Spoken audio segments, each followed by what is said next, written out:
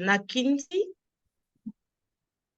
Nuforu. I hope I pronounce it correctly. Great. Great. So we have Nakinti and we have Desmond Jombam and we have Corbett. So thank you all for coming today. We will soon start with this session, which is on storytelling, mastering the art of storytelling. And I will present our speakers to you. I will start with Desmond Jobam. Desmond Jobam is the Director of Health Policy and Advocacy at Operation SMILE, an international non-governmental organization in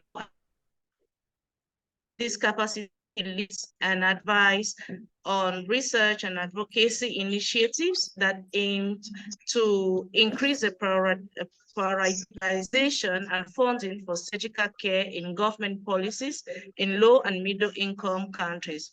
Prior to joining Operation SMILE, Desmond was a health policy analyst at the program in global surgery and social change at Harvard Medical School, conducting global surgery research and advising ministries of health on the development of national surgical obstetrics and anesthesia plans. His research interests include global surgery financing, health systems, strengthening and decolonizing global health. Desmond is a 2022 News Voices Fellow at the Aspen Institute and the president and co-founder of the Jobam Family Foundation based in Cameroon.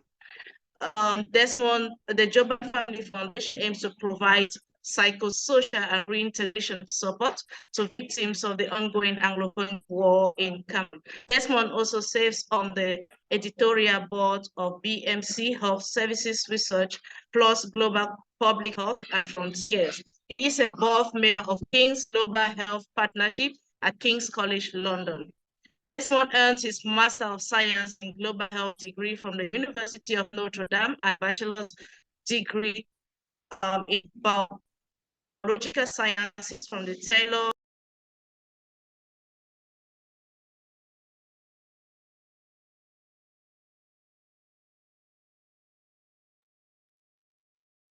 Did we lose Nane?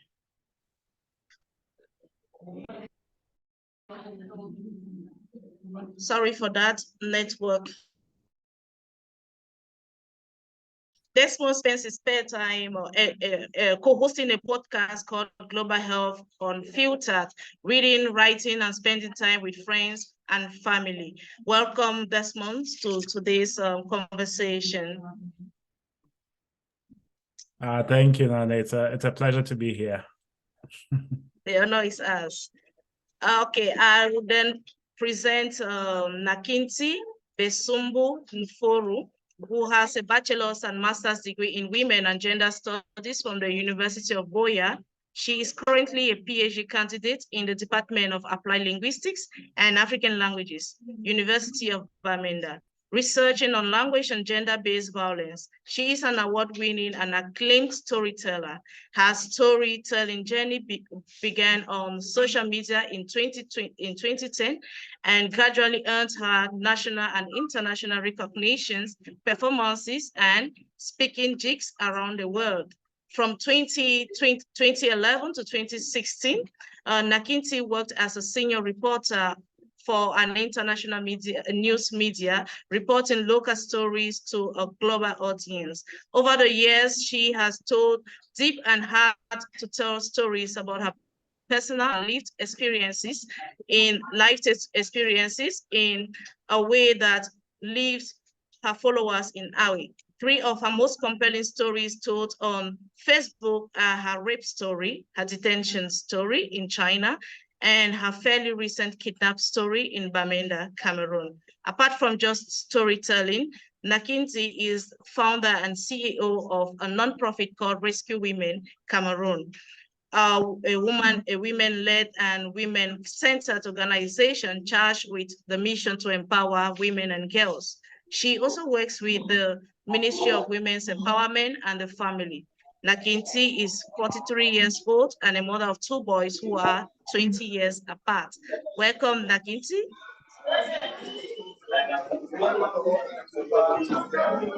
So we will introduce Corbett Wine, who is a digital space citizen, author, radio host, and content creator, and he also the initiator of the Corbett Factor. So thank you very much for being here with us. We will start our conversation by talking about storytelling. And I think the first thing we need to know is what storytelling is all about. Different people from different countries have different notions of storytelling. But the fact is that storytelling has its origin from oral literature.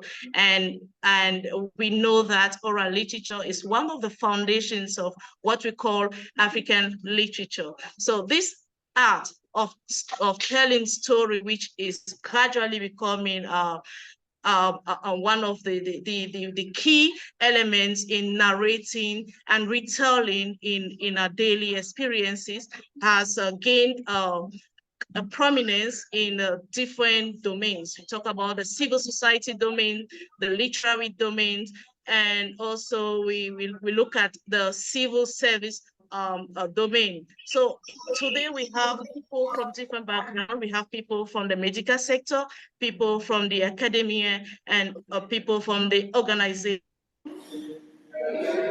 So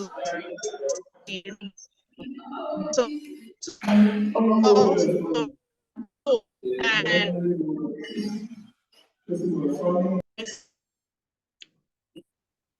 maybe we should are we mute talking about? We are looking at ready to talk. Can we mute ourselves? We are looking at indigenous literature, stories from the grassroots. So we will start right away with Nakinti. So I'll be asking some few questions which I believe will help to understand what we are here for and what we are talking about. So Nakinti, being someone who has knowledge in gender studies, a research student on language and gender-based violence, and she is also notable for her storytelling techniques. I would love to know, as a senior reporter for an international, role does censorship play in disrupting authenticity in storytelling? And how can one go about it to tell one's story without filtering or westernizing one's voice? Thank you so much, Ndibe, for that very, I don't want to say difficult question, very relevant question. I know how difficult it is to tell the right story, to tell your truth when we are in the middle of a highly censored community. And the best thing for you to do, if you live in a practicing censorship, to understand the laws of the states. What does the law say about reporting? What does the law say about journalism? What does the law say about what you can write and about what you cannot write? If you understand what your country law says about all of those things, then you can know what you will be writing about.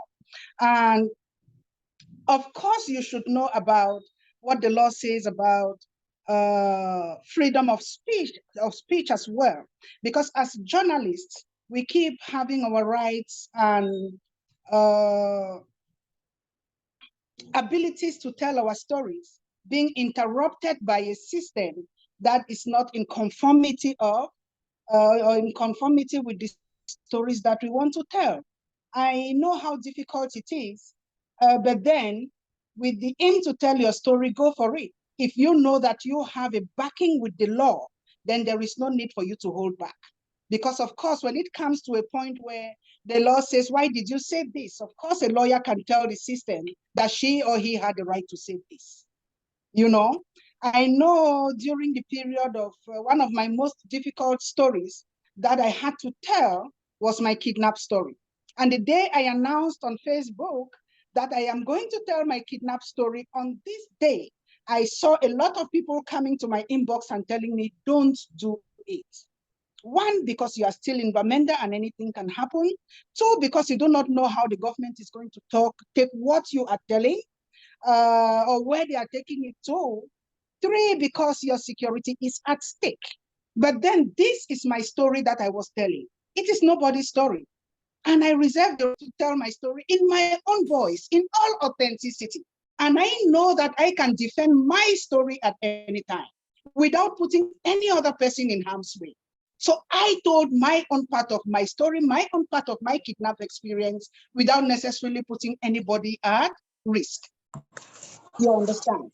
So it's about your story, your voice, and if it's not illegal, then tell your story. Thank you very much for that aspect. Telling your story in your own voice without changing it or with authenticity, and telling your story the way the story takes place. Before we move to the next person, I would like to come back to you, Nakiti, being that you are a master of storytelling and you have that mastery of it. So just tell us, what are the aspects of voicing? How is it that voicing and representation are important in storytelling? And what role does language play in making this possible? I think my language is a means of communication. Every community in the world uses language to transmit information from one community to another, from person to person, from generation to generation. And we all love good stories. We all have stories. We all tell stories. And in so doing, I think our voice in this particular domain is important. When I talk of voice, it's not about only oral storytelling. It involves written stories as well, you know, and we have different languages. We want to master who we are telling our story to. Who is our audience? Who are we directing these stories to? So that we know the language we are going to use, we know whether we are going to be playful, we know whether we are going to be serious, we know how to time ourselves, we know where to start and where to end, we know the tone and everything. And so if you are within a language system, tell your story within that language, depending on your audience. Thank you so much for that, Nakiti. We get what we understand is that language plays an important role in storytelling, in authenticity, and in representation, because language is first of all that vector of culture. It carries a culture, a lifestyle, a way of being. So it is very important to use a language we master best to tell our stories. Thank you for that. I'll go straight away to Corbett Quine. Corbett Quine, who is a digital space citizen and a content creator. So Corbett will be talking about forging diplomatic and productive connections through storytelling. Recently, I read some of his stories on the Anglophone crisis, stories of killings, stories of diplomatic displacement. And I would love to know, Corbett, if you're there, as a content creator concerned with grassroots stories, notably stories about the Anglophone crisis, how do you appropriate indigenous voices through the stories you tell? Wow, thank you for having me. Are you there? Yes, I can hear you. Yeah, it's so incredible giving me this opportunity. It's exciting to reach out to the younger generation, especially for people who want to know about storytelling. It's so interesting that I'm part of this, and I've been into this domain for over 20 years, telling the same stories, especially about indigenous people and from a human rights perspective. And it is the most exciting and most fulfilling part of my life when I tell the stories in such a local language, presenting projecting especially local content. That is what matters to me, and I think that that's where I really fall, and I'm more interested in getting many more youths involved in this kind of exercise, especially as they come natural. The stories come. Am I still on? Yes, you are on. Please, if you are not talking, you have to mute your mic. Okay, then I'm talking. The stories come so natural, and I get them to the rest of the world in such a simple and straightforward manner that many readers, both locally and internationally, try to get engaged and involved in my story, because I use a lot of local content in such a way that indigenous voices and indigenous concerns are exemplified and projected across the world.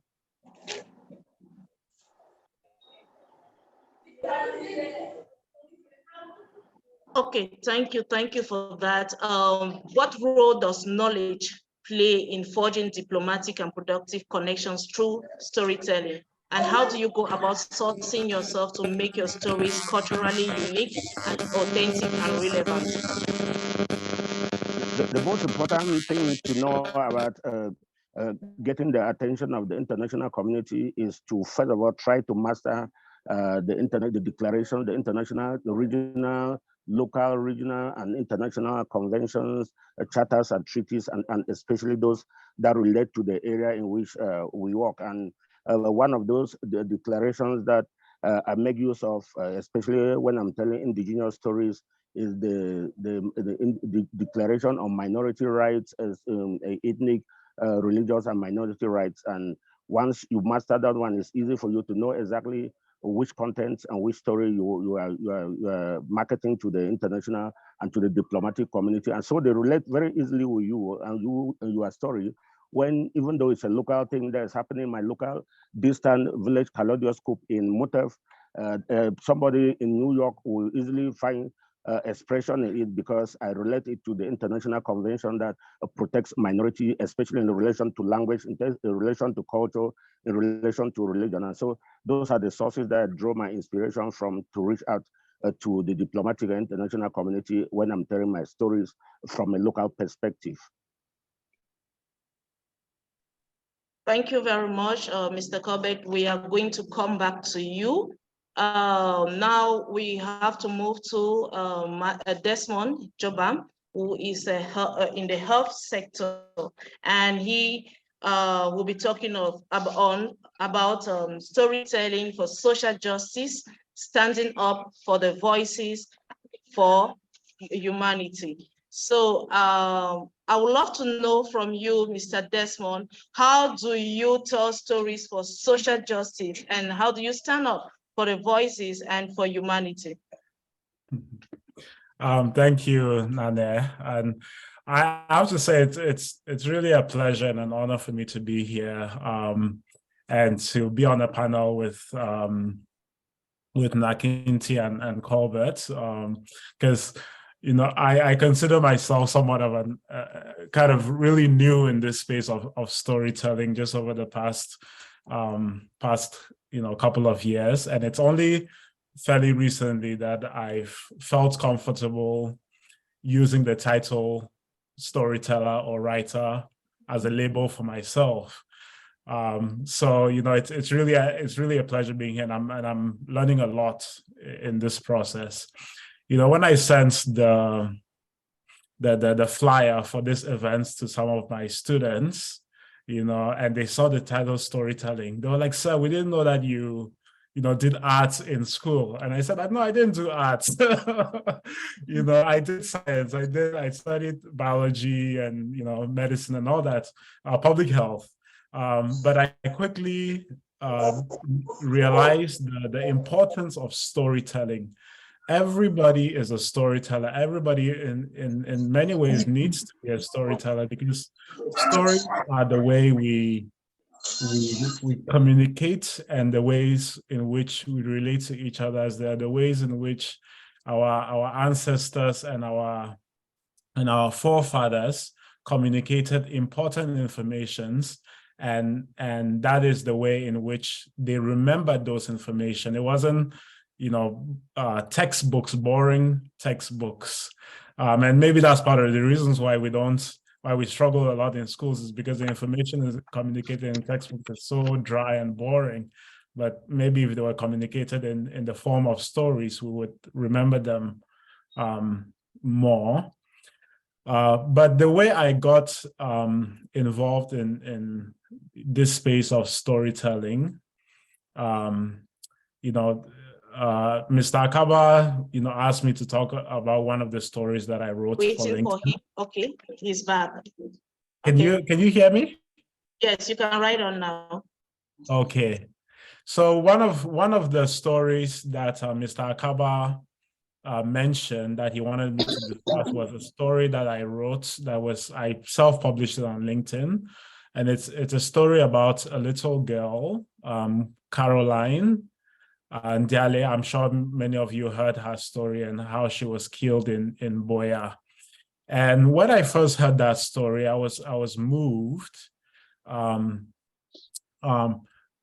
because it was the story of a little girl that was brutally killed innocently and caught, in the Anglophone crisis. And there was this need to do something, need to fight for injustice. But I also connected with the story because, I similarly had lost, my dad in the war. And I felt the need to add my voice to calling for justice for this young girl. And the way that came to me was writing her story and putting it out there in the world. Everybody was sharing pictures, but I wanted to go a little bit deeper to talk about what her death means in terms of what it means in the reality of Cameroon, and what the implications are for the ongoing crisis in the country, but also connected to my own personal story. I think with stories, you often have to make it personal. You have to add a certain level of vulnerability to your story. And people connect with your story in a powerful way if they're able to relate to it. Like Colbert said, someone in New York can read a story from Cameroon, even though the cultures are different and our histories are different, but they can connect with that story because there's a certain human element that is universal in the story, and they'll relate to that. But yeah, so Nana, I don't know if I've answered your question, but I think stories are really a powerful way to connect with people at a very human level beyond, beyond the superficial ways in which we interact with each other on a daily basis.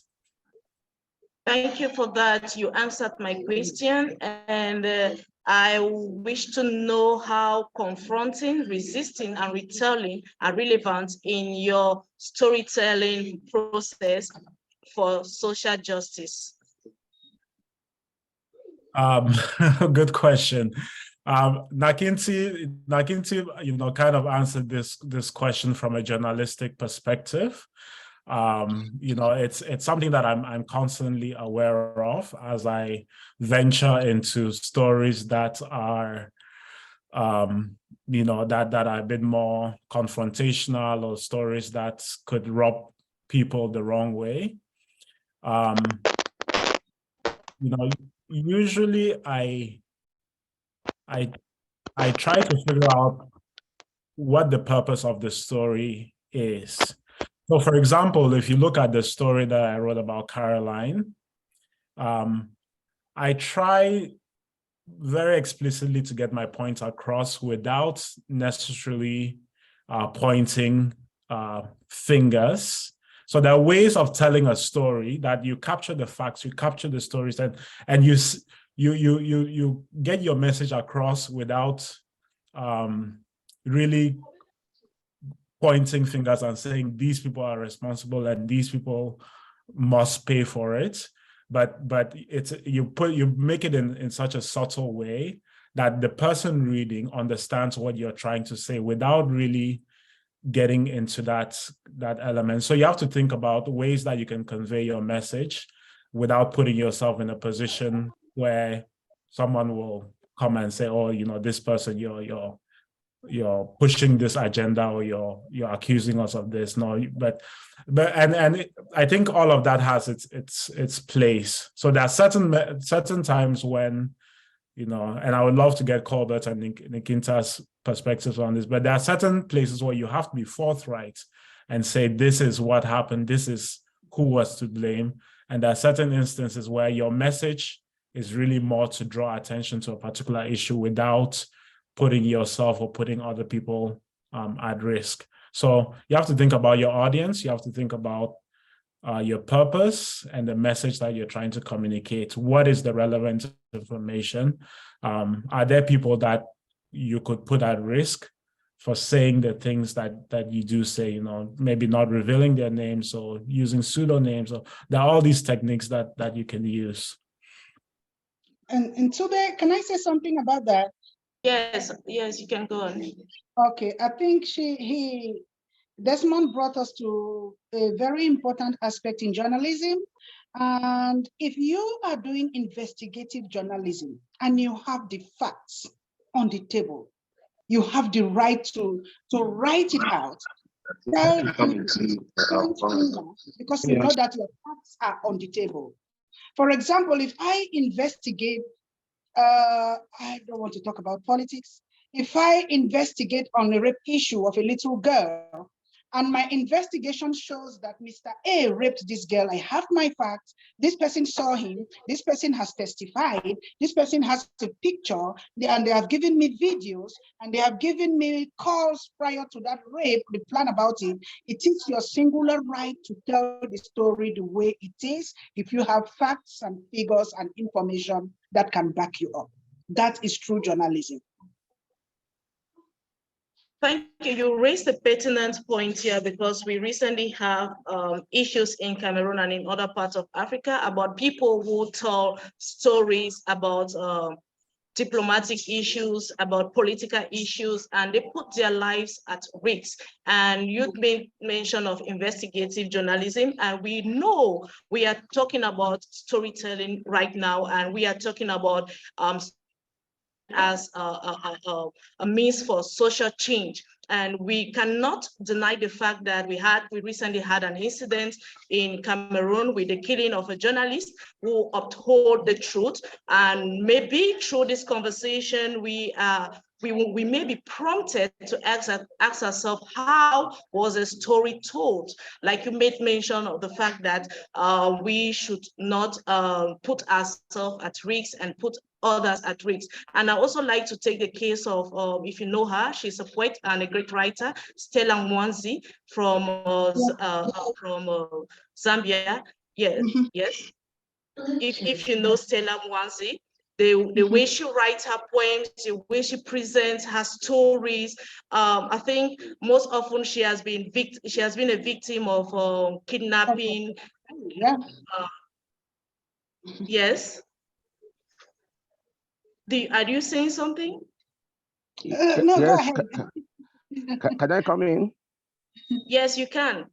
Yeah, thank you. I'm sure you've raised some very pertinent issues there, especially Nakiti and Ndibe, and the discussion is becoming very interesting. But look, listen, I think what is important in storytelling is actually the manner. The manner is the matter. I'm sure all of us will know this. Nakiti is right that once you have the facts, you put them out there, but what makes the difference between one journalist and the other is actually the manner. The manner is important. Of course, those who have lived in Nigeria and those who are into journalism have known that if Dele Giwa lived longer, he could have written many more stories. You can have the facts, and right there, if you don't emphasize, you don't check out on the manner, you may put out the information, and that may be the last story for you to put out there when people are waiting for you for so many other stories. So we emphasize more on the manner. But I want to get back to a very pertinent issue that Nakinti raised in terms of mastering the laws of the land. And I know that we know radio stations, I also run a radio program here, and radio stations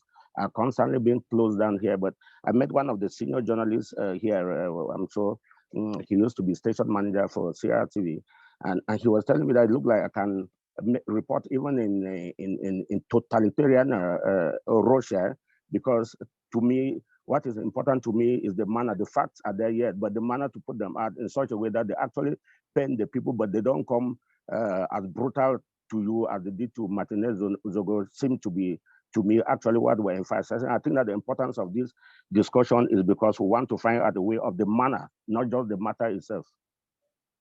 Thank you. Thank you very much for that brilliant note.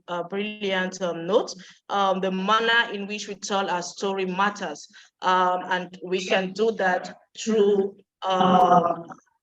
facts. We need to look at the facts and also tell the story in a way that will not hurt the other or will not put our lives at stake. And so with this note, I would love to come back to Nakinti to give us the techniques we need to know to in order to master the art of storytelling. What are these techniques that you can advise young storytellers who are listening to us right now that they need to understand or master in order to master this art of storytelling? Yeah, that's very important. Before I go there, I want to prick the minds of the young students about a story I told in the heat of the crisis. I was driving from Kumba through Mamfe to Bamenda, and that was around 2019. And I met this very gruesome attack on the way, where a woman was going to bury her husband, and she too was shot in one of the convoy vehicles with her daughter in hand. The two of them were shot. And it was horrific. When I finally got to Bamenda, because we were escorted by the military right up to Batibo, and they asked us to, that happened in Widikum, and they asked us to, okay, you guys can go. We didn't know what to expect. Along the line, we saw hands laying on the road that has been chopped off. We saw legs, we saw everything, but we had to go. And when I reached Bamenda, I didn't enter my house. I stood in front of my garage and wrote the entire story of what I saw. You know, and when I am writing stories like this, I try to be careful about what I am putting out there. When you read that story, you know that somebody was attacked. You know that somebody lost the husband and ended up dying with her daughter. You know that there was shooting. You know that there were legs and hands on the road. But what you do not really understand is who did that, because I do not have the facts. Who did what? So that tells me what I should write. I saw all of these things, but please don't ask me who shot who killed who did what, because I wasn't there. Now that's storytelling. Let me go to your question about how to tell a great story. First, you have to be simple. It's not about the language. It's not about your mastery of grammar, your mastery of, speak in simple terms, simple language, so that everyone can understand what you are trying to say. It's about your style. It's about your message. It's about the figure in your story, and about to be simple. You don't want to use complicated language that people will end up trying to understand the meaning of words instead of understanding the point you are pushing across. The second thing is know your audience, which of course I have talked about. Who is your audience? Are you talking to primary school pupils? Be simple. Are you talking to intellectuals? Be explicit. Are you talking to market women who have basic education? It's good to add some pidgin English in there if they can read it, so that they understand, they feel you, they relate with you on the same level. Now, do not be scared of detail. One of the things I learned, I am currently in the US, where I presented my story on reproductive justice in New York. And this story was an abortion story. And we were trained online for like 12 weeks before we came to do the closing ceremony. Now, one of the things that they taught us, their central theme of storytelling is what they call the TMI factor. Too much information, they say it doesn't hurt. That part of your story that you are ashamed to tell, that part of your story that you do not feel comfortable telling people, is that part that people need to hear. It's that part that will inspire someone. It is that part that will bring change. Do not be afraid of that too much information part of your story. So have a think about too much information factor in storytelling. Now, add a timestamp to your story. Having a timestamp is, when did this happen? Do I want to tell a story about my kidnap? It's just not enough. It's not just enough for me to come up and say, on this morning, on so and so day, I was kidnapped when I was going to school. How was that morning? What happened? People need to know. People who do not even live within the Anglophone regions need to understand what is going on. This was a cold morning, and I was going to the University of Bamenda to write my final exams. People need to relate with the reality of your story. And we have been in the Anglophone crisis for so long, but there has been rampant killing and shootings and all of that. And this morning I left, and on my way to the university, I saw two guys jumped from the bush with guns and told me to turn and head to the bush. You need to put that timestamp. People should understand the environment, the time, what are the occurrences of that period, what's going on, not just shallow. So that is also important in storytelling. Wonderful. Yeah. One of the other things that you need to use is dialogue. I use dialogue a lot. When I am telling my story, I try to remember lines of those stories that I can write as the person said it. For example, when I was kidnapped and we were going along the way, one of the boys turned and looked at me, and I'll put it in quote, "Madam, you did teach for Cass Bambili?" And I said, "No, I'm not the teach for Cass Bambili. Madam, you be student for University of Bamenda?" Of course I said no. Yes, I said no because I was scared. So when people see those dialogues, they kind of understand, they see the event going on like they were present. It's good to include dialogue. Do not just write flat without including one or two dialogues within your story that matter. You want to master transmedia storytelling.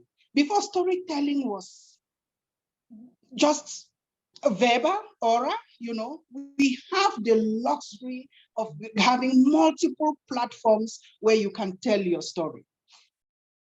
But in the yesteryears, people use just print media. If you didn't get a connection with the print media, newspaper or something, you cannot tell your story. But now we have the internet. We have all social media. We have blogs. We have everything you can think of. So why not tell your story in those different platforms? People need to know you by your story. Use those platforms. Tell your story. Preach it as much as you can. You need to, now at this point, start collecting your stories. If you have heard all of this and you know that you can write a great story, what are those stories you have never talked about? There is nobody on earth who doesn't have a story. Is it the story of your childhood? Stories are not always bad. There are good stories, So gather those stories. How many stories do I have? For me, I have at least 200 stories that I can tell, and people sit and listen or read and enjoy them. So think about your stories. In anything that you want to do, you may want to talk about scholarship, to encourage students to go on scholarship, right? But how do you tell them? Tell them your own story about scholarship. You may not have been in scholarship. Tell them how you have never known anything about scholarships. You only heard about this or this or that, and that's it. I think all of those and more makes you a great storyteller. Wow, that was in-depth. So you talk about dialogue, having a notion of time, giving too much information, and also knowing your audience, make it simple, make it explicit.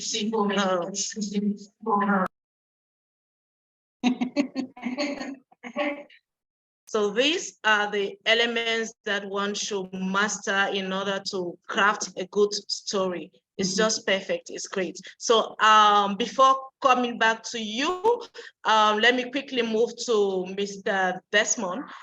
Desmond, may we know why you started blogging about important social issues in Cameroon for the young students seeking an opening in Harvard? What advice do you have for them on indigenous literature? I started,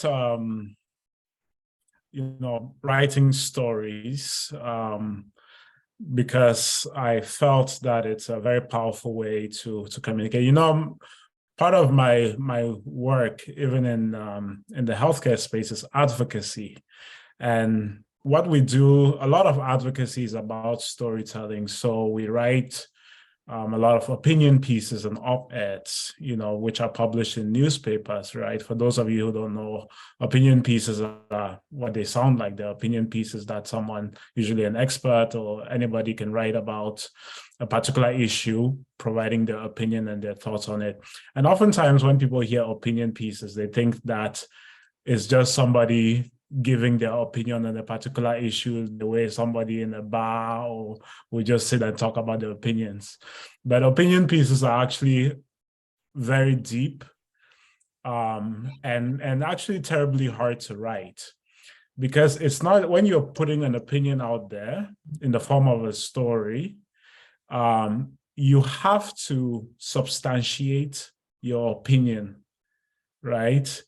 A lot of newspapers will not even just publish your opinion because you have something to say, right? There's a lot of fact checking that goes to make sure that what you're saying is actually true, even though there's an opinion that you're analyzing what happened or analyzing a recent study that came out, right? So there's a lot of fact checking that goes into it.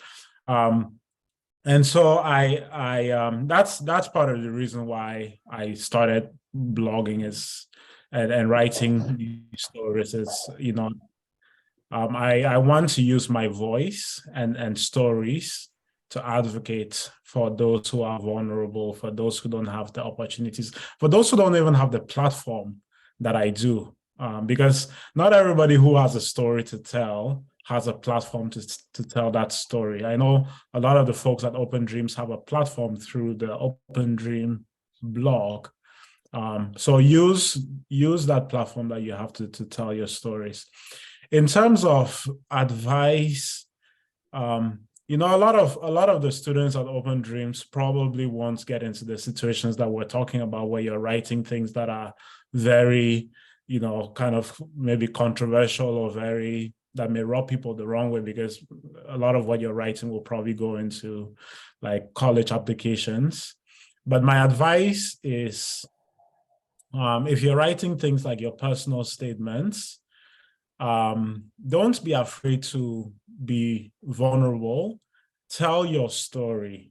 I've read many personal statements that are just boring and dry and nothing memorable about it, right? You can imagine the admissions counselor that has to read through hundreds of these personal statements, and they read your personal statement and it starts, I like your school, I always wanted to become a doctor because I wanted to help people. Everybody is going to say those things in the admission letter. But if you start your personal statement with a story, then you have the admission person's attention, and you put those details that Nakinti is talking about, then you've drawn their attention. And then you can get into the core of, you can talk about, when I was a child, one afternoon I had an encounter with a patient who was frail and couldn't take care of themselves, and I wondered why was this patient in this case, in this situation. Those types of stories are memorable, and they can draw an attention and an audience. In terms of advice, there's not much else I can add to what Nakinti said in terms of how to write. You cannot overemphasize the importance of writing simply. The best writers, the best storytellers write simply. That means they use simple language. They're not using big grammar to confuse people, or are writing very academically, to impress. Some of the writers that I've read, some of the best writers, they write very simply and then there are others who it seems like they're trying to impress you, and then you end up, you can't get through a paragraph without going back to figure out where the sentence started. No, write simply. Short sentences, a mixture with long sentences. you know. So that advice I would give, and then write also concisely. Just because they ask for 1,000 words doesn't mean you have to write 1,000 words. If you can get your point across in 500 words, Yeah. perfect. Don't try to fill that space with empty words. Another piece of advice that I would give is always get feedback on your writing. I almost never publish anything or submit anything without sending it to somebody to get their feedback on the grammar, on what I'm trying to get across. Is it really coming across? And when somebody gives you feedback, don't take it personally.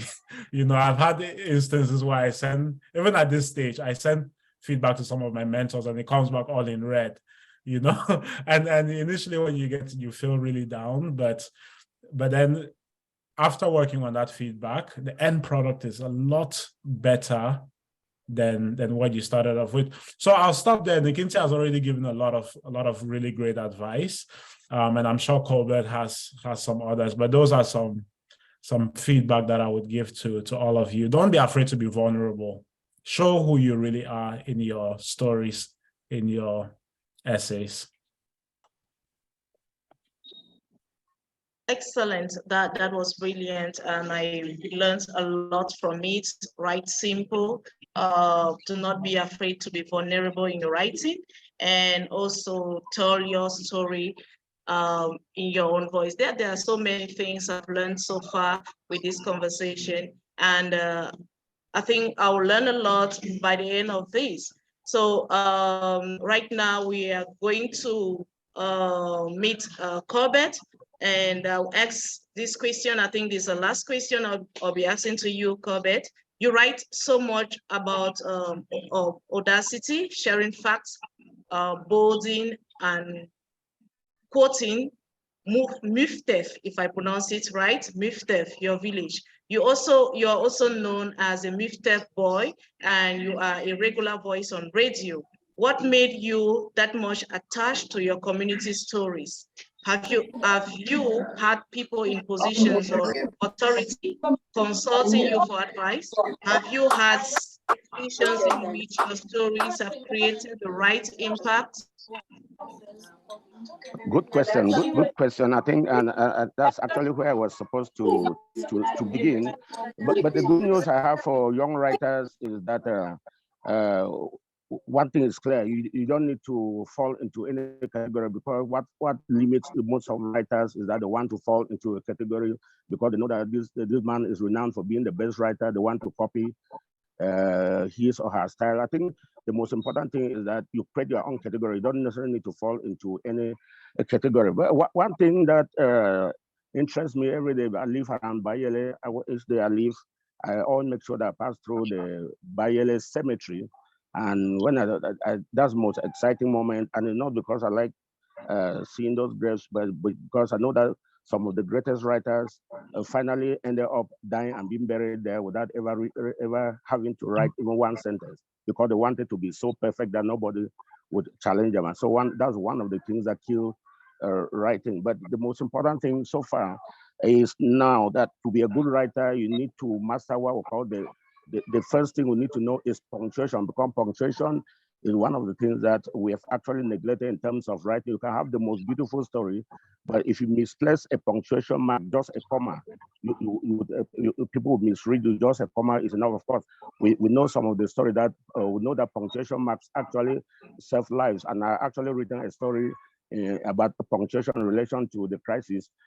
Actually said that a comma, just a comma, a general or a commander giving a command to his forces, if he gives in such a way that they don't clearly see where the punctuation is, it may lead to war, of course. And there's an example that we will give: shoot, comma, don't stop. And another one, should not, comma, stop. That may just end a war. So a punctuation mark can actually end a war, as well as it can start a conflict. Of course, we know that you can. There's a story of young children inviting their grandpa. That grandpa, let's eat. Better still, let's eat, grandpa. That is cannibalic. It means that you are inviting your brothers to eat grandpa. But if you say, let's eat, comma, grandpa, it means that you are actually inviting grandpa to the table so that you people should eat. So just a comma itself or a full stop can start or end a conflict. And I have actually committed an article on the callback factor, on the fact that this conflict is brutal and so many people are disillusioned because the parties to the conflict are not using punctuation marks in terms of fighting and resting and re-strategizing. And so if they use just the English punctuation marks and transpose it into the conflict itself, there will be more humane in the way that they're doing it. But the most important thing right now in terms of being a successful writer is copying what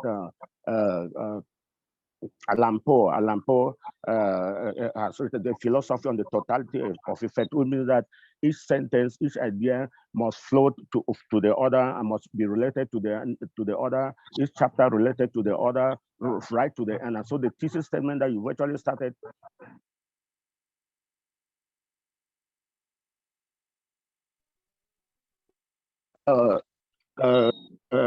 To create good content, especially content that so many people admire, is content that is natural, and that is why I constantly, you have just made mention of it, I constantly refer to the village method because the local stories are so beautiful, and people like to read stories. So that was one of the techniques. People like to read stories that you bring a lot of analogy and comparison to it. Of course, recently I also did a story. I'm sure Akaba is fond of that particular story. A story on the checkpoints at this famous checkpoint that we had at Matazam, the border crossing at Matazam. I actually compared it to the crossings within migrant crossing to Mexico. And the most interesting comparison that brought it out that people were really amazed to see was that I demonstrated in triumphant detail that the hours that they spend just on those checkpoints every day as vehicles come and line up, the hours are more than the hours that was spent on the Monday Go Stand. I actually did the calculations to show that the hours that they spend only for checkup because it looked like every morning used to take more than 4 hours to cross that Matazam checkpoint, and that if you put them together in a year, the Monday Go Stands will be less in effect. The effect will be lesser for Go Stands than the Matazam crossing. And so, of course, there's so many. The fact that I use a lot of analogy has really served me from most of the story, because there are stories that I write.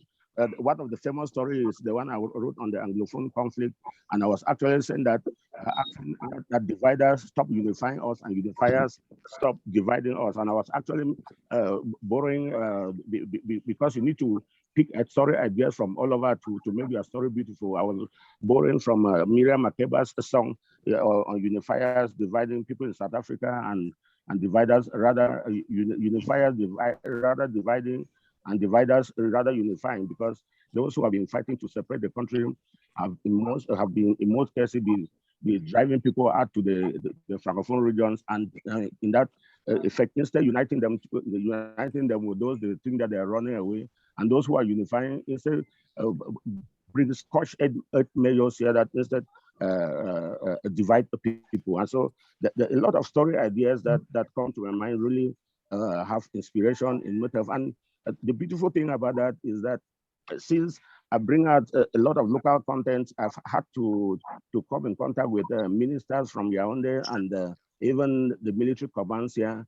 They would say they wanted to be angry, but when they read the story and just the details I gave about a particular thing that happened in Motev, they rather laugh through the story, and at the end of the day, even when they're supposed to be angry, they instantly become very excited, and the story makes their day even in their anger. So I communicate the stories to them, events that happen here in a much more lighter mode, and I hit the point through in a much more lighter mode. That's why I was insisting that the matter is actually the matter. You can tell all the stories about what is happening in the two English-speaking, even the most gruesome stories, yet the people may hate the story, but the way you present the story to them makes them so glued to you, and they'll hate yet love you at the same time.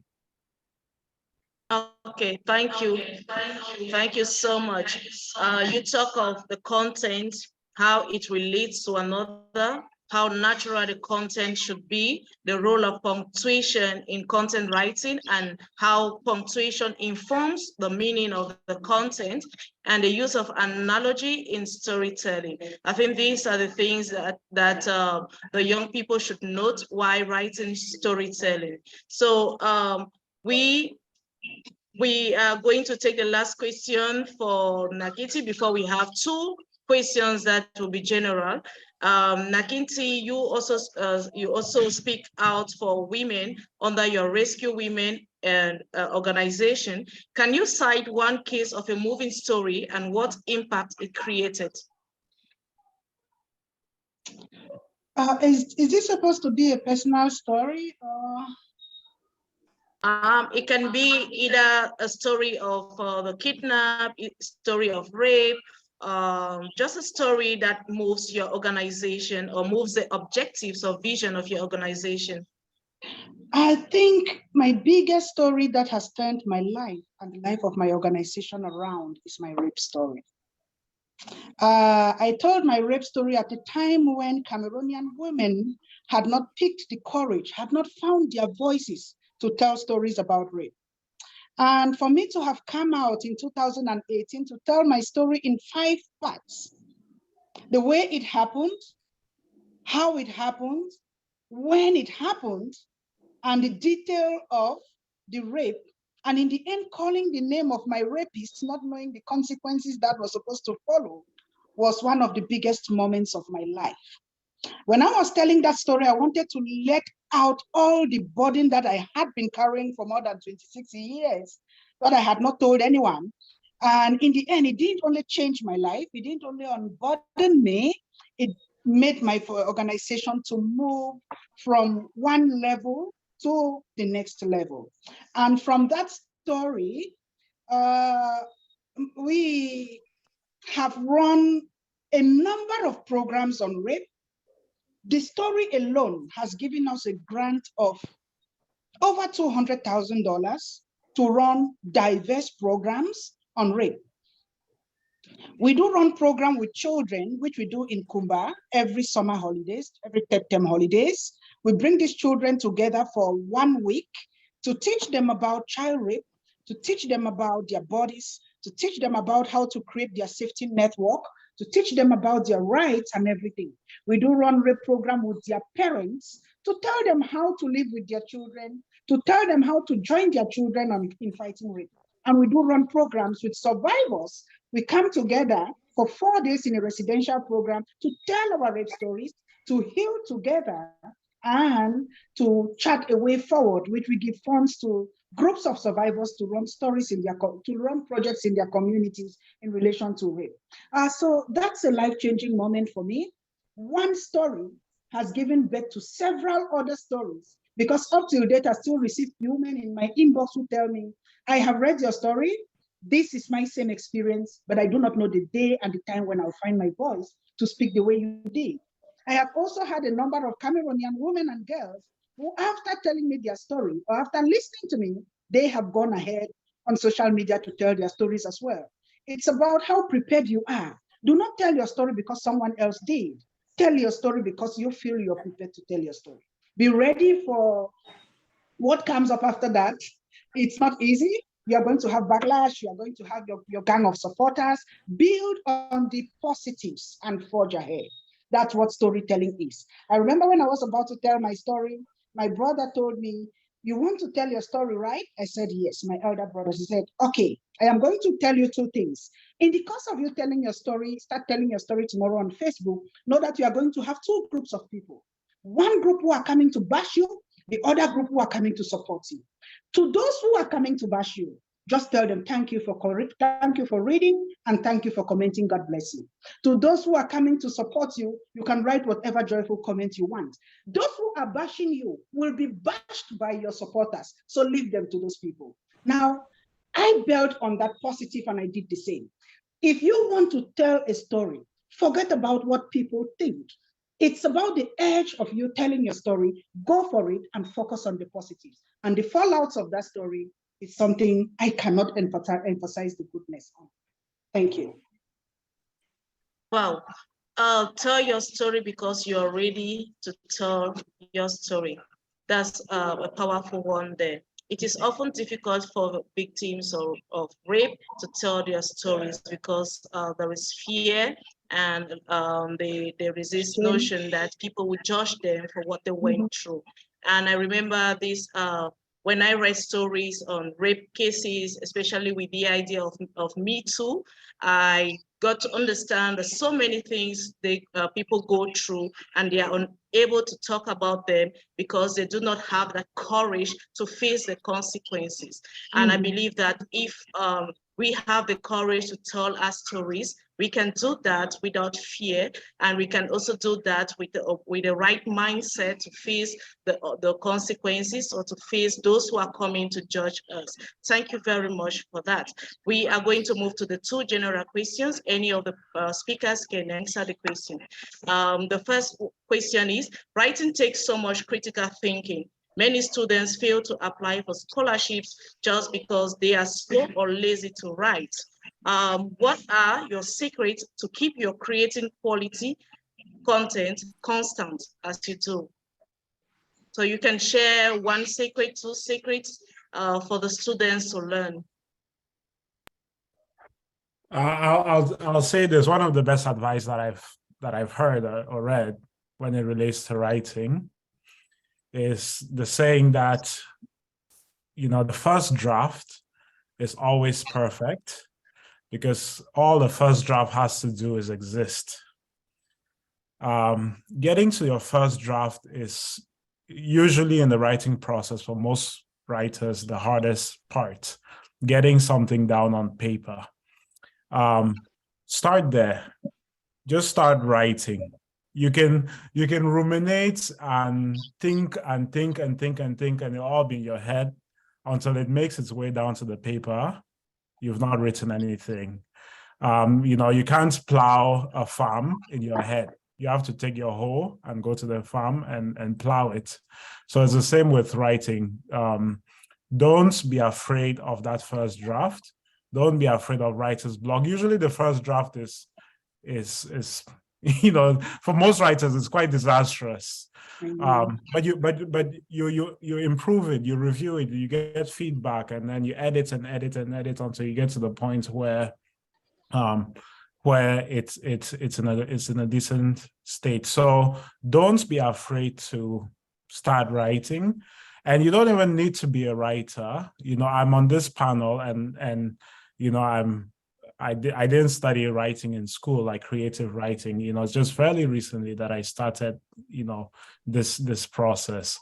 So you don't need to be a writer. The more you write, the better you will be at it. So exert yourself, pick up the pen and start writing, get feedback, get that first draft down and get feedback. Thank you. Don't be afraid to write. Always have the first draft and get feedback, improve on your writing. But remember to always start writing. Never you be afraid to start. Thank you very much for that. I don't know if you have any other thing to add, Nakinti. Yeah, I want to emphasize on the point of getting feedback. Do not be afraid to look for people who can help you read your draft. I know most times you get to people and they don't have time. Don't look for one person, don't look for two people, look for as many people as you may want so that you can pass it to the next if one person says, oh no, I am so busy. I remember before I presented my recent story, it had already been edited by the organization that invited us, and we were set for the stage the next day. And I just remembered, oh, I had somebody who taught me storytelling as well, who is based in Portland. It's a white lady. And I said, oh, Jensen, I will need you to look at my story. I know it's already been printed and our material is ready for us to go to the stage, but just take a read. And when she read it, she told me, I am going to make a few corrections. I know that it has been printed. I said, but what do I do with the corrections? She said, there are not many. There are just about 3 corrections. The material is good, but go to the point where you wrote harmful sociocultural practices in my community and remove the sociocultural and just put harmful practices. Because she said, I don't want people to start thinking about the meaning of sociocultural, but rather to just connect to your story by saying harmful practices. That's something my editors didn't see, but she saw it and she told me, you must not tell them to reprint your draft. You just go ahead when you are on stage, skip that part and move to what the correction is. And that's what I did. To me, it was perfect at that point, but at that last minute, somebody had inputs to put in. And she did so for about 3 things, which I implemented and it was cool. So like Desmond says, your draft is always good until the next person looks at it. So look for people to edit. Thank you for that. We are moving to the last question. I think with the last question, Colbert will have the opportunity to come up. What is your global assessment of Cameroonian content creators? Do you find the newspapers telling the stories as they should be told?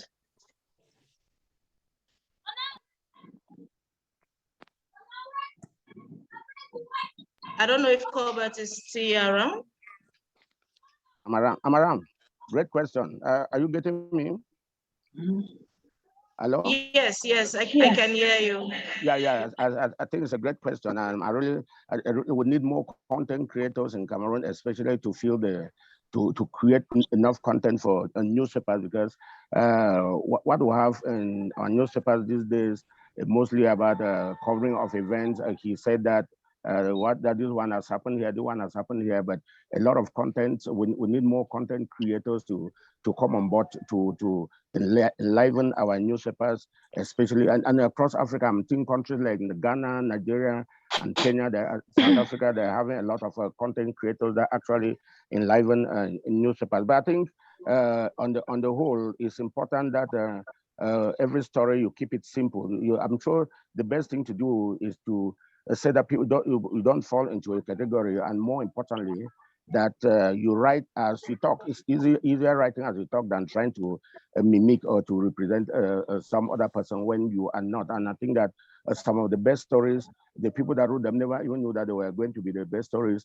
And one thing about writing is that it may take 20 to 50 years before some other person or community or individual stumble on your story and make it the best story on earth. You may not get the results and the feedback immediately you write, but it's always good to put it out there for people to see, because even the worst story can still be used in literary analysis to criticize what is supposed to be a good story. But first, if you did not put it out there as Nakinti and Ndibe have said, nobody would have even known that you exist. And of course, I've already indicated that some of the best writers, I thought that they will write a story that nobody will ever criticize, are already in the graveyard. And I don't think anybody listening to me today wants to go to the graveyard without ever writing out something that's in his mind. And just keep it simple. Look at stories that were told to us in the fireside and in the community.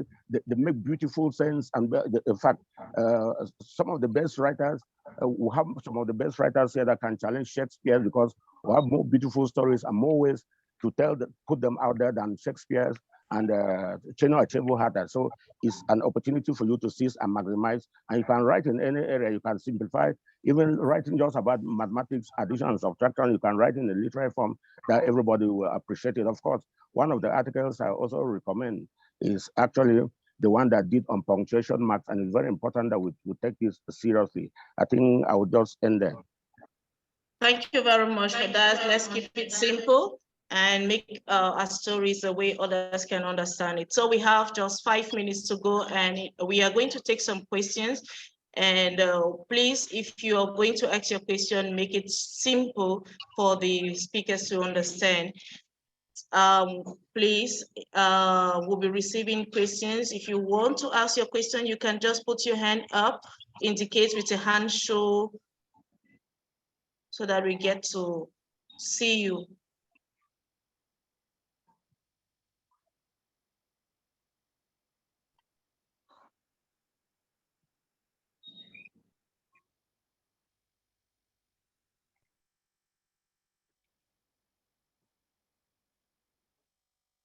Okay, I think no one has a question, so you all understood everything perfectly, and you can go about telling your stories without any problem. That's beautiful. But if you have a question, we are still here. We still have 5 minutes for you. It can also mean that the story we have been telling have been so boring, right? Yeah. It's also storytelling that we have been telling this evening, right? Yeah, actually. So while we wait for the questions, I just want to say thank you to all those who were able to make it here today. Thank you for being with us. Thank you for the time, because it's important. What we are doing here is see an aspect of storytelling, because tomorrow any of us can go and talk about this to another person who did not have the opportunity to be present here today, and you will have to employ the techniques of storytelling in order to narrate, in order to talk about this same session. So I think what I've learned so far is the manner, the time, the place, the style, the language that are important in storytelling, and also the fact that we should not be afraid to get our first draft. And most importantly, everybody is a storyteller. It doesn't mean that only art students can be storytellers. We have in our midst here doctors, we have people who did not do art, any art subject in school, but who are good storytellers today. So everyone can be a storyteller, and storytelling is very important for applications and for scholarships. So it is of storytelling in order to narrate your story, especially when we come across questions that ask you what motivates you to do what you do. You need to start with a story, and like Mr. Corbett mentioned, you make use of analogy in your storytelling, and you keep it very simple. Do not use complex language that may distort the meaning of your story. So I think till this moment we haven't had anyone to ask a question. So we believe it was perfect. Everybody understood. It was beautifully presented. Thank you very much for being here today. I think I have just 5 minutes to present a book, my book, Litany of a Foreign Wife. As you all know, I'm a writer, I'm a poet, I'm a literacy advocate or activist. So this is my book, Litany of a Foreign Wife. Litany of a Foreign Wife. The book was published by Smith in 2020. Yes. So the book talks about the Anglophone crisis. So many people keep asking, Litany of a Foreign. I said, no, there's nothing about feminism in this book. It is purely political, socio-political, because it recounts the story of my story, or what I went through, and the stories of other people who did not have the right platform to express what they were feeling. So I think somebody book, just asked a question on the chat icon. Hello? Okay, yes. The question is from Gael. Hi, thanks for the presentation. I have a question about share everything aspects of storytelling. How do you handle this with word limits? I think this question goes to Corbett. I think to Nakinti. I'm sure she's the one that talked about sharing everything. I think Desmond can answer this, but let me go. Stay within the limit. If we have to tell everything about our stories, I think we'll have to start talking about the moment we went to the toilet, how the poop sounded, and everything. You know, you want to cut some of those things that are not important in that story. Tell everything is. Look at your word limit first. Then you know what about the everything that you have to pick to include in your story. If it's just 1,000 words, then there should be relevant things that you have to include. If you have the free hand to write a story like the stories you write on social media, then you can include those very important details. With academic writing or personal statements, you have to be, it's a bit different from the free flow writing that we do. So you have to be wary, you have to be careful of what you want to include, what in your vulnerability, as Desmond says, that is so important in your personal statement. You know, I think that's the point. We have all of this, which is our story. What are you writing about? What are you applying for? You want to apply for maybe journalism or something. What is that personal vulnerability about your journalism experience, which is so critical that you want to include in your personal statement? So be careful about your word count and know what you are supposed to include. Yeah, just the same. Sharing everything doesn't mean sharing everything. You know, share what is essential, keep it concise. Even you know, people who publish books like, you know, Nane, you know, you have a book. A book is, you know, maybe 70,000 words. At the back of a book is a synopsis, which is 1 page. And the synopsis can tell you what the book is about very concisely without going into details. And then even then, when you go online, you'll see 2 to 3 sentences, synopsis of the book, right? And you can get a sense of what the book is about by reading the 2 to 3 page synopsis or the cover page synopsis without reading the book. So it's the same thing when you're writing your essays. Figure out what is essential, what you need to tell to get your story across, what details are essential, without going into, you know, everything, right? Figure out, and this is where getting an editor or getting someone to review your essay can be helpful. Sometimes you write and it goes over the word limit, and your editor will just say, yeah, cut this, you don't need this, right? So in essence, writing everything doesn't mean writing everything. Figure out what is essential, keep it concise to get your point across. Yeah, I think sharing everything can still go to 1 page. And I'm sure Nakinti even brought us a beautiful example when she was telling us about her presentation.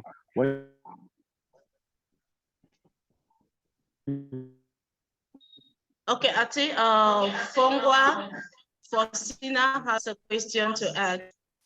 I think that's the last question we'll be taking so far. Hi, everyone. My question is about this part of getting someone to review your story. Which type of person do you look for? Do you just go and look for like, oh, I can just go and I look for my casual friend and I ask to review the story? Or like, which type of people can I send my story to for corrections? I think it depends on the kind of story that you're writing. What are you writing about?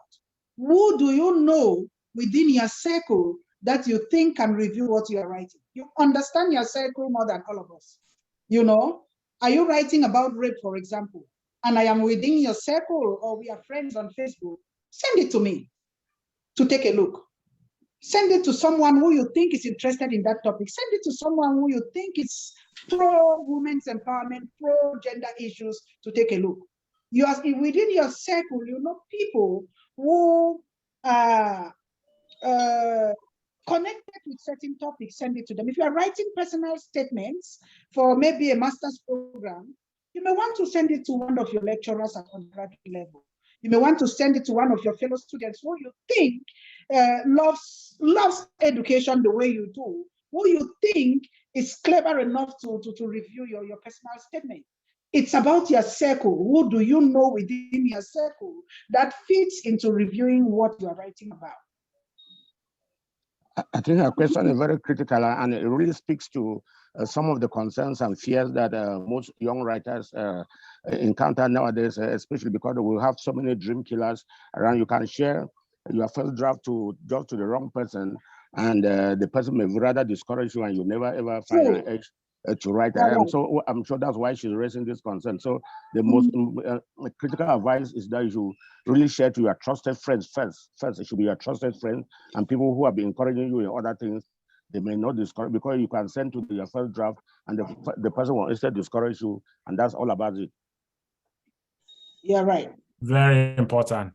Completely agree. Okay, just to add to that, it's important that you have an open mind to criticism, because what you also write can have different critical views. And if you are shy enough to accept mistakes, you may stop at that level. You may not continue with your write-up. So just have an open mind to receive criticism, but know exactly what is best for your write-up and how you can best improve on it. Moving forward, I was doing a presentation of my book, The Litany of a Foreign Wife, and I said it is a book that was written because of the Anglophone crisis.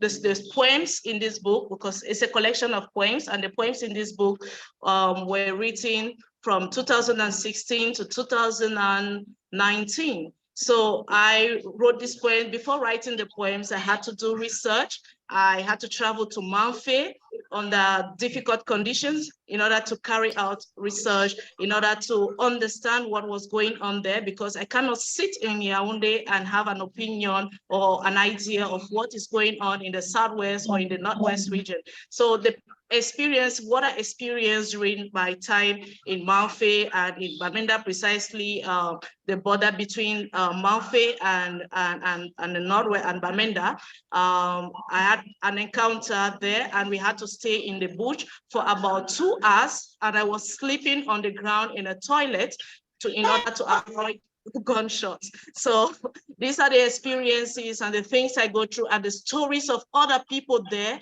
that I have to pen in this book, Litany of a Foreign Wife, to express what people go through in the Northwest and the Southwest region. And I think the very first poem here starts with, "Hear My Broken Voice."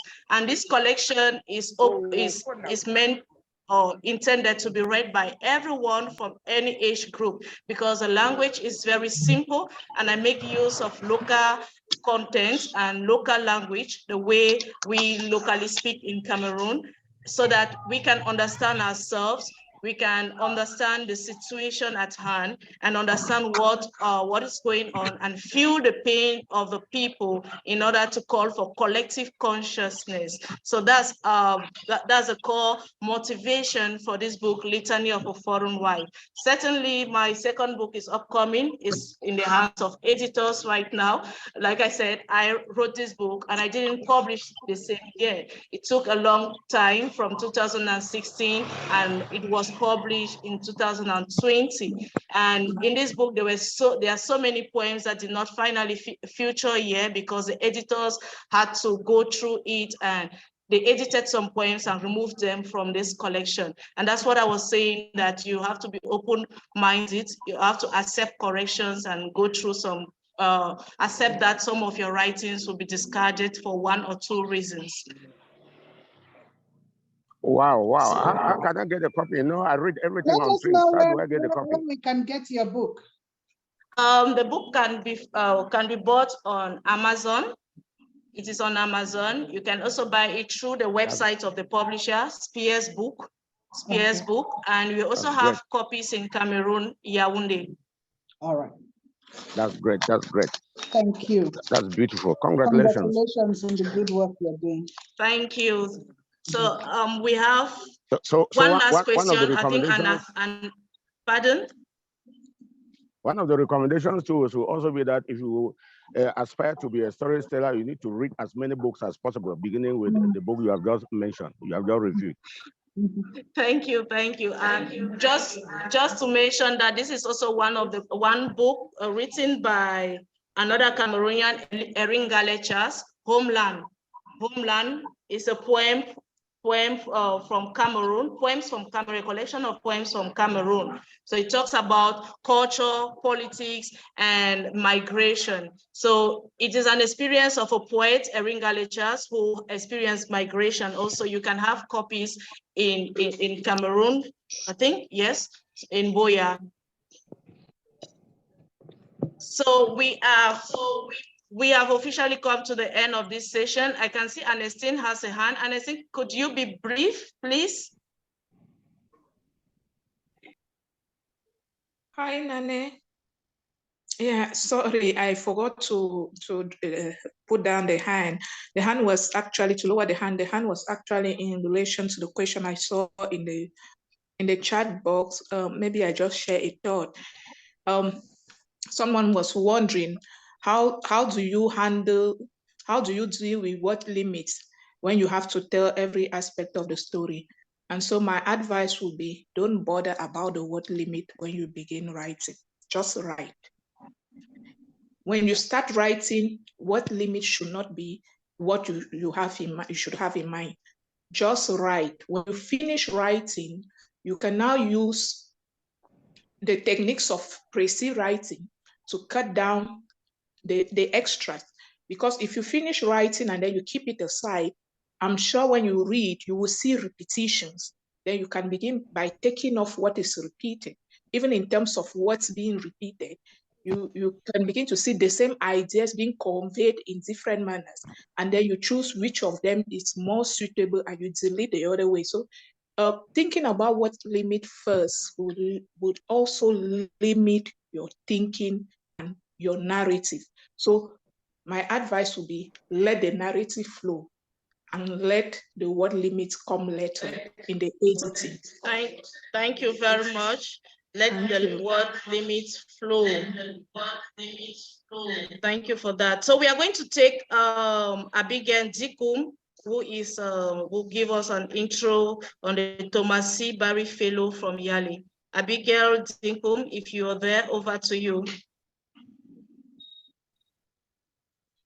Hello, everyone. Good evening. Can you all hear me? Hello. Yes, it's true that your volume is too low. Could you be more audible, please?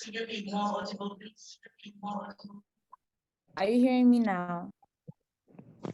Yes. Okay. Good evening, everyone. I hope everyone is doing well.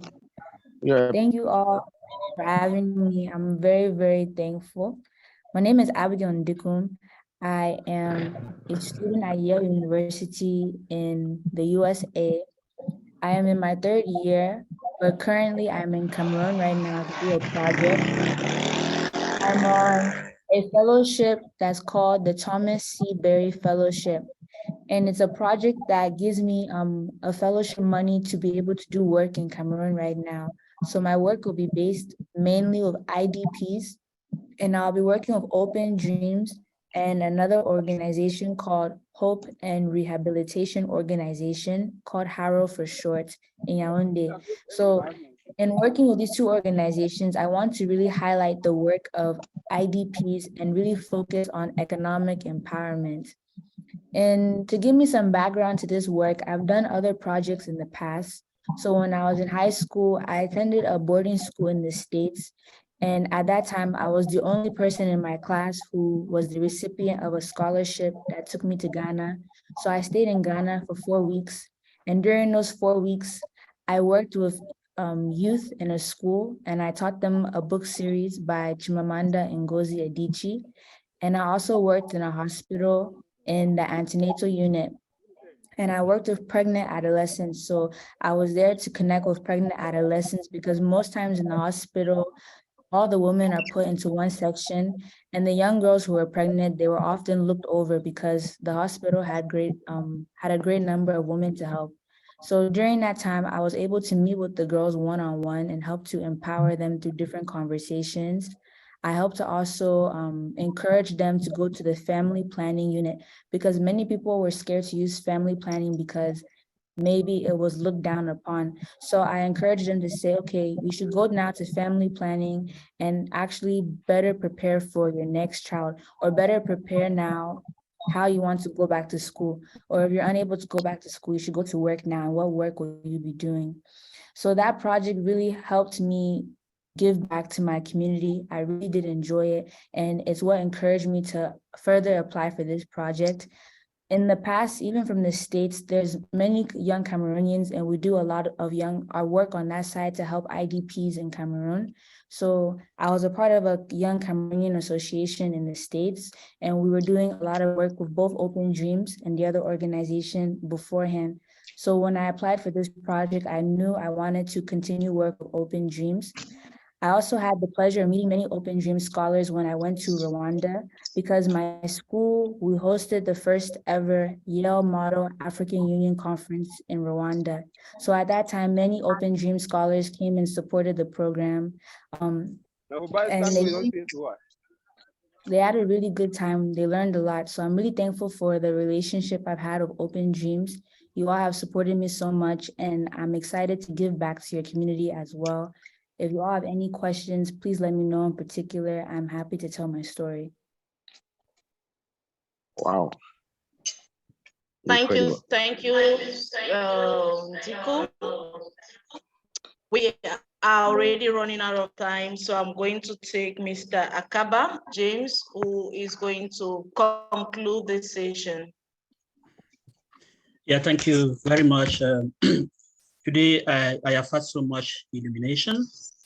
We are very happy that we have celebrity writers, walking us through the world of indigenous literature.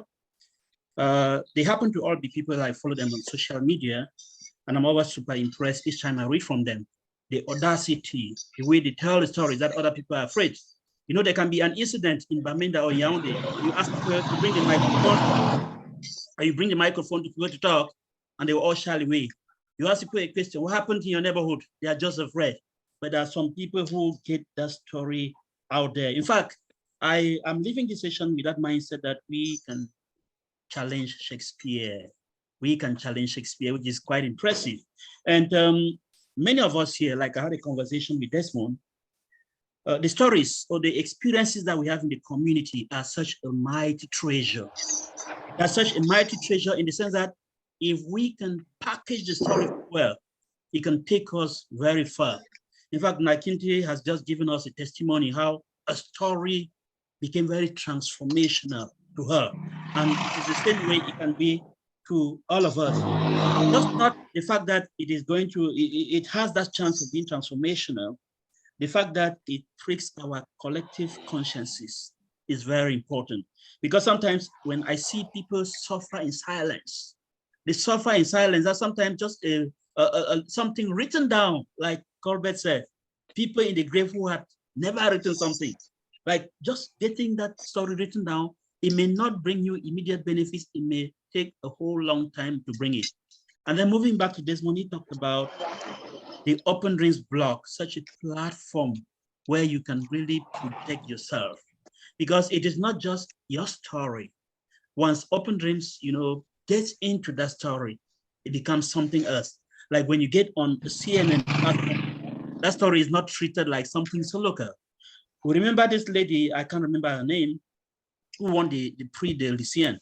She wrote that story in the northern region of Cameroon. It took France to recognize that story for the lady to be recognized in Cameroon. Imagine what power there is in storytelling. And today, I must say it, the story of that lady would never be the same because of a story. I'm speaking to you from the USA.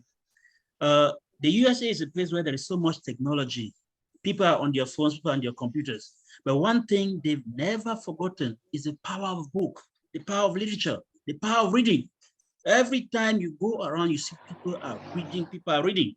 And it is so important to be focused on indigenous literature, because a college admission counselor in the US should not ask you for a spectacular story about your life.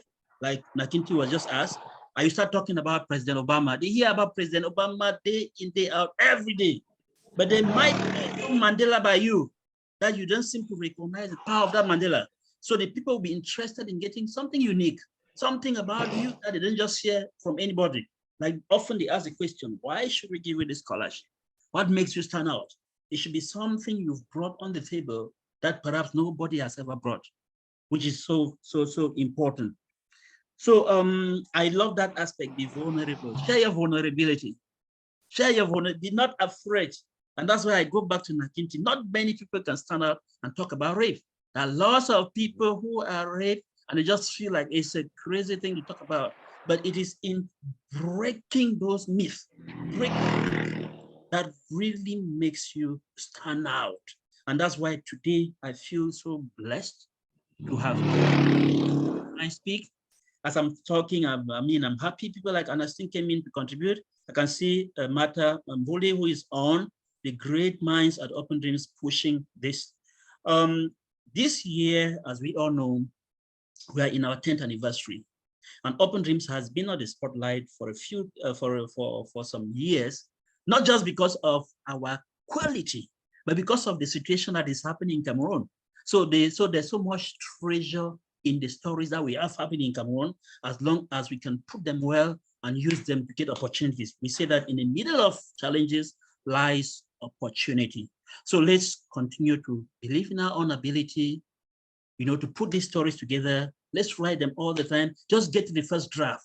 It's the first most difficult part, but get to it. It may be that story that will take you to another level. So as we celebrate 10 years, we'll continue to see how we highlight our stories. In fact, I should be very thankful for these people coming forth to educate us this day on storytelling. They're exceedingly busy people. And when they take days like this to, bring their stories on board, we should be very happy. Nane, you are an inspiration to Open Dreams. You're one of those that has books. That each time we want to talk about Nane, we're not talking in the air. We say this is what she can produce. I hope someday we get to talking about everybody who needed Open Dreams community in that same spirit as we celebrate our 10 years. We should have some more to celebrate, concrete, tangible items. Thank you so much once again. And this is where we end it. Over to you, Nane. Thank you, Mr. Akava. We have come to the end of this session. Ladies and gentlemen, it was all about mastering the art of storytelling. And our focus was on indigenous literature. So we will go home with this message. Indigenous literature brings to mind the question of representation, authenticity, style, cultural uniqueness, relevance, and most importantly, voicing. So your voice counts in every story you tell. Do not fail to tell that story, and do not fail to recount your story without censorship.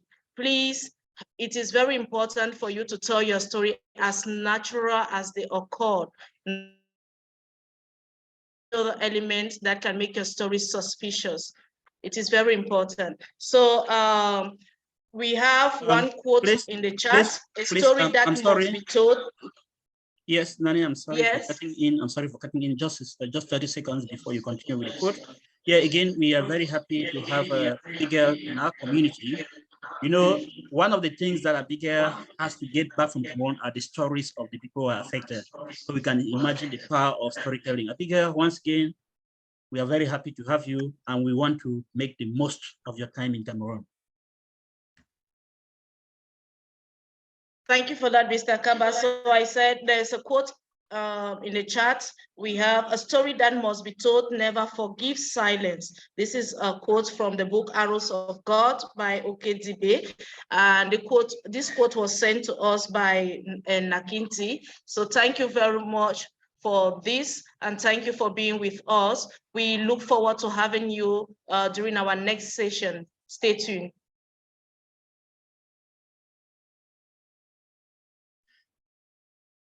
Bye-bye. Goodbye, everyone. Thank you, everyone.